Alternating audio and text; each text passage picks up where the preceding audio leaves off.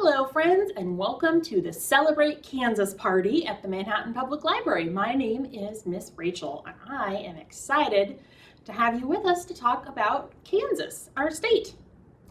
Now, Kansas Day is coming up on January 29th, and that's why we're having the party now. Kansas Day is the anniversary of the day Kansas became a state. And not all states celebrate their birthdays like Kansas does, but it's something that our state has celebrated for a long, long time. A lot of times you'll hear about it in school, or sometimes you'll celebrate it with your family. I certainly grew up celebrating Kansas Day a lot, and so did my mom, and so did her mom, because we lived in Kansas for a long time. In fact, my grandma is the one who made me this sunflower scarf so that I could have it for Kansas Day. So we're going to read a couple of stories about Kansas, and we'll make a craft. And we're also going to talk about some state symbols and a little bit of other information about the people who live in Kansas and where you can find out more. This book is called Climbing Kansas Mountains. It's written by George Shannon and illustrated by Thomas B. Allen.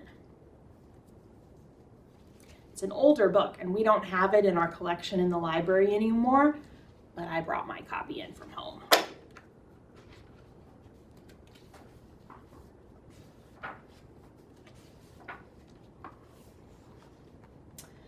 Once, in the summer, on a Sunday afternoon when there was nothing to do but wish for a quarter for the swimming pool, my father said, "Sam, time you and I went to climb a Kansas mountain."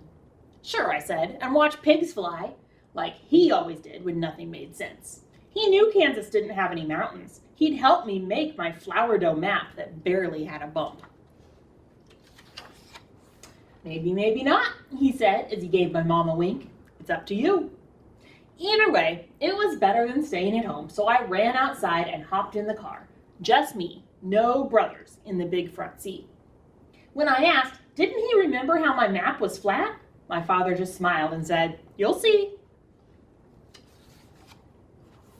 But all I saw was the same old thing, house after house and the tiny park, Uncle Roy's cafe and the grocery store. We passed the school with its broken slide, then the old yellow house where I learned to walk. All the way through town on one straight street, everything in the distance always wrinkled from the heat. There they drive, down Main Street. Block after block, then over the tracks at the edge of town to the grain elevators where my father worked, moving shovel after shovel of wheat all day. When my father stopped the car and began to grin his gotcha grin, I suddenly knew and began to grin too. These are the mountains you were talking about? Elevator mountains filled with wheat? "Why not?" he asked back. "The thing that makes a mountain is a high, quiet view. Are you ready?" Ready. Inside, as we climbed, my father told me of the times he'd climbed before, like the day I was born. Step, step over step, up as high as 8 houses stacked like blocks. When we got to the top, we didn't say a word. We could talk anywhere, but couldn't see all this any place but here. Everyone I knew, every garden, every house was way down below, with cool, wide sky between there and me. The school would have fit in my desk at school, and our house was hiding under trees like a sneaky cat. Fields of wheat, still gold, and others cut to brown, were all as small as our own little square of beans at home. They're so high up, you can only see a little shadow.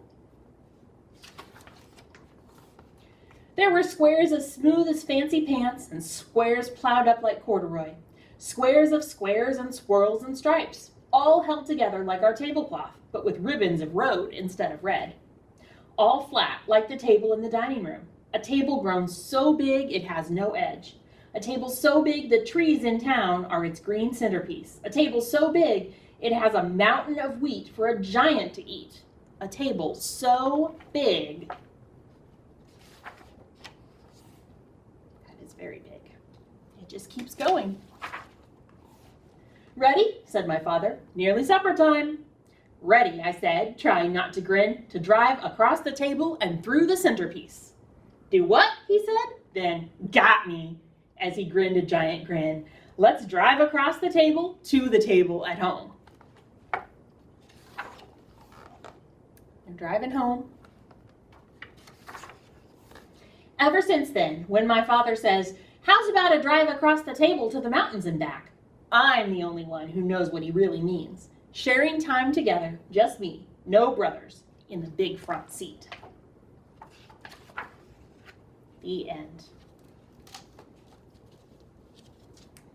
This boy and his family live in western Kansas. Where we are, in Manhattan, we live in the Flint Hills, so it's not completely flat. There's a lot of hills that go up and down, but in western Kansas, it's very, very flat. There are not any mountains, just grain elevators.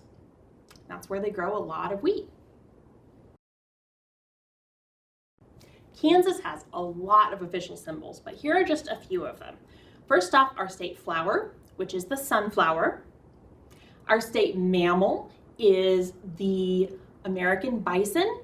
A lot of people call it the buffalo, but actually it's really called a bison. Our state tree is the cottonwood. Our state bird is the meadowlark. Our state insect is the honeybee. And our state reptile is the ornate box turtle. This book is called Follow Me Down to Nicodemus Town, written by A. LaFay and illustrated by Nicole Tagel.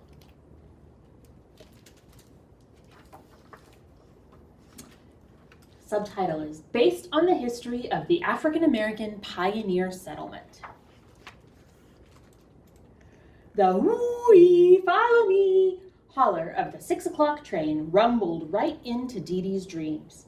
She rode across a prairie so wide even the angels couldn't see the end of it.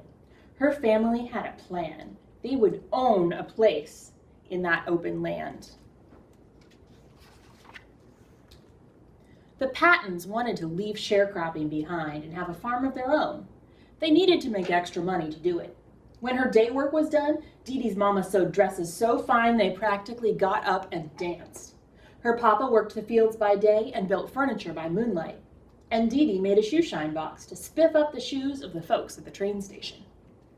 She watched shiny shoe after shiny shoe step into those trains, knowing the pennies in her pocket would pile up for years before her family could pay off their debt.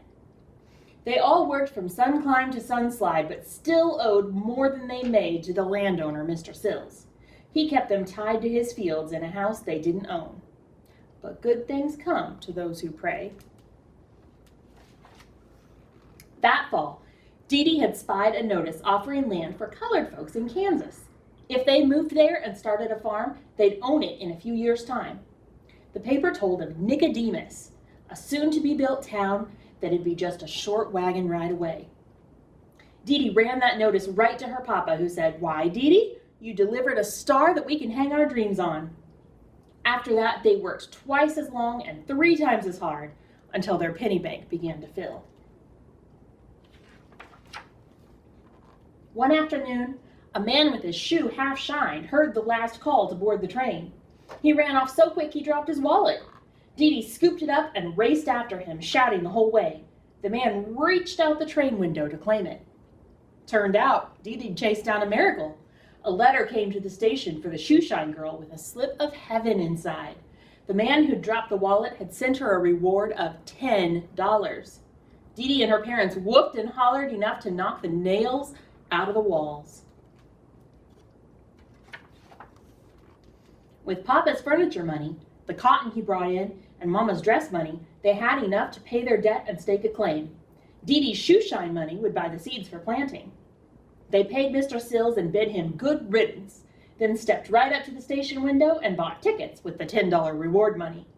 Those little slips of paper felt like wings. The Pattons boarded the train and rode off with their eyes set on the land they'd call their own. In Kansas, they found a wheat-worthy prairie, and joining a group of fellow settlers, they took the final trek to Nicodemus together. Working day by day, they dug themselves a home in the bank of the Solomon River. Dee Dee was the first to use the door she helped her papa hang. Papa and Dee Dee marked the boundaries of their claim with stakes.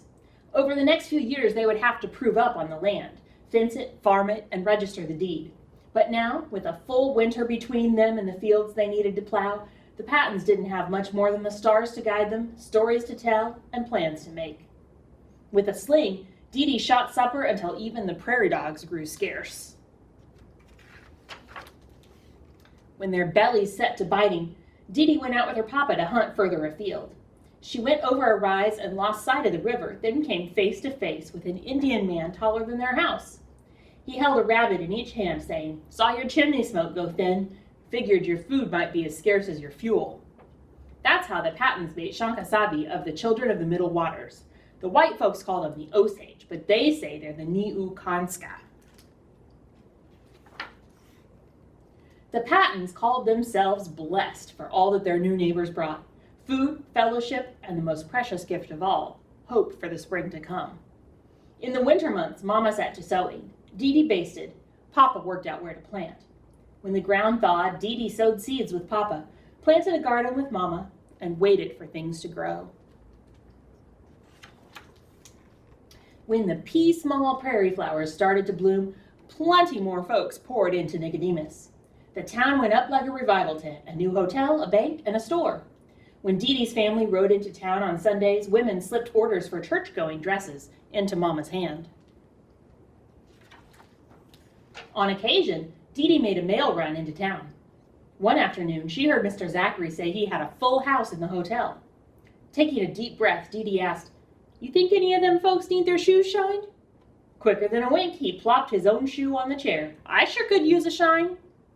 And that's how Dee Dee got a job shining shoes at the St. Francis Hotel. Dee Dee held posts for Papa, pinned prints for Mama, and tended the garden, then shined shoes on the hotel stoop until the stars came out to guide her home. In a few years' time, the Pattons had fences up and fields harvested on the land they'd sown, thanks to the helping hands of the folks of Nicodemus and the Children of the Middle Waters. They could prove their land claim. Papa let Dee Dee carry her hotel shoe shine money all the way to the homestead office to register the deed. She brought the deed back to Mama and baby Gabe. They hung it in a frame Dee Dee made from the prairie grass around their home. The place was now theirs, true and clear. That Sunday, they had a party on the banks of the Sullivan. Reverend Hickman prayed over their home. The folks of Nicodemus gathered at tables brought from every dugout. Shankasabe and his family arrived with all the food they could carry. Mama brought out enough pies to feed all of Kansas, and the Pattons finally had land to call their own.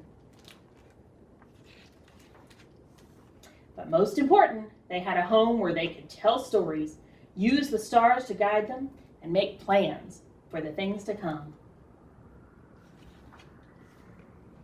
The end. Now there's a section at the end of this book that gives more information about the Exodusters.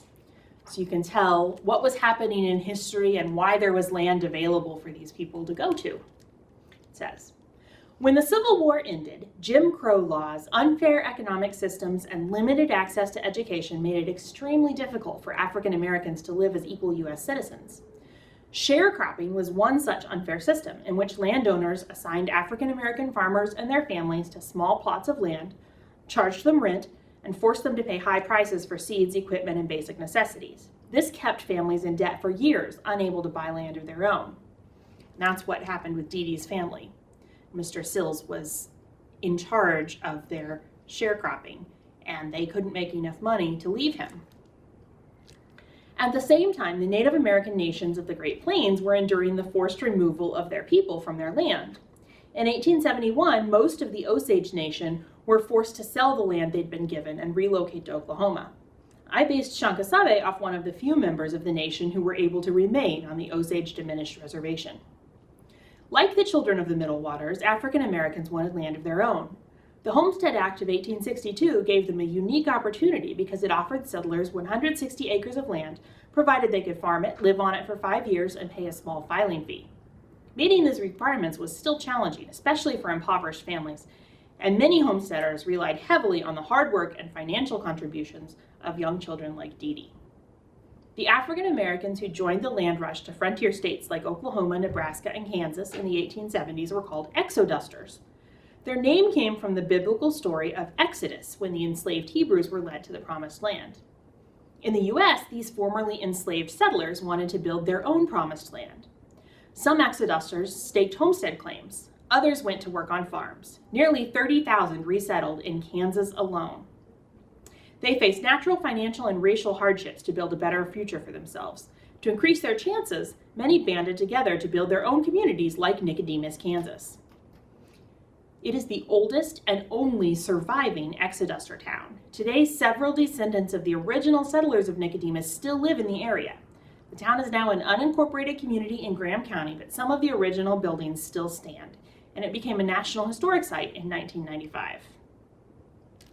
You can find out more information about Nicodemus on its website, which I will link in our information.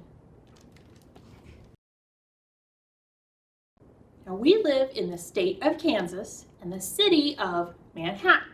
Manhattan was founded in 1855 when a bunch of people were planning to settle actually further down the Kansas River, what is now Junction City, but they were coming in a steamship and it got stuck on a sandbar. And so they decided to just go ahead and stay where they were and join up with another group that had already settled here. They called their combined new town Manhattan. But there were a lot of people that lived in this area before that. Some of the main groups of people that lived here were two Native American nations.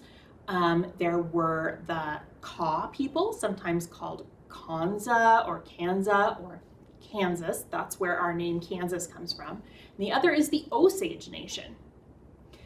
There's not a lot of books about these people and about the time when they lived here, especially not books for kids. But they have information on their websites. And so I have links to that information in the description box. The Osage Nation and the Kaw Nation both worked with the Flint Hills Discovery Center to put together curriculum so that you could learn about them. And the Flint Hills Discovery Center also has a lot of information about the geography of this area, information about the Flint Hills and the plants that grow here, the shape of the land, all kinds of interesting stuff. And when it's healthy to go outside and visit places, you can go to the Discovery Center and learn about a lot of that stuff yourself. You can also go to the Riley County Historical Society Museum and find out a lot more about Manhattan and its history. Now, one of the main symbols of Kansas, one of the symbols that everybody knows, is the sunflower, like I'm wearing on my scarf here. And so sunflowers are what we're going to make for our craft. Now, you may have been able to stop by the library in the last week to pick up supplies to make this, but if you haven't, you can always get the supplies together and make it on your own at home. I have instructions in the information in the description box. But here is what we're making. It's a sunflower painting using pipe cleaners that you fold into petal shapes and then dip in paint like a stamp to make the flower, a pom-pom that you dip in paint to make the center of the flower, and then a green crayon to draw the stems. Thanks for joining me to celebrate Kansas. Hopefully we'll get to see you at the library at some point. And until then, you can enjoy all of our programs online and our digital library. We'll see you soon. Bye.